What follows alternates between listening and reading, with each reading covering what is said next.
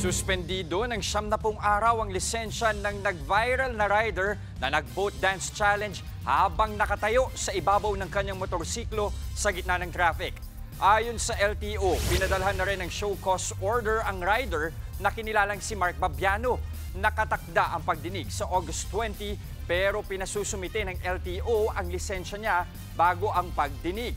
Sa panayam ng News 5, humingi ng paumanhin sa kanyang inasal si Babiano. Hindi ko talaga alam na bawal po yung ganon.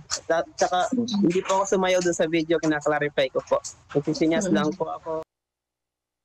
Mga kapatid, Jess De Los Santos po ang inyong kasangga sa paghahatid ng balita para sa may alam at may pakialam. Para sa tuloy-tuloy na makabuluhang balitaan, mag-follow at mag-subscribe na sa social media pages ng News 5.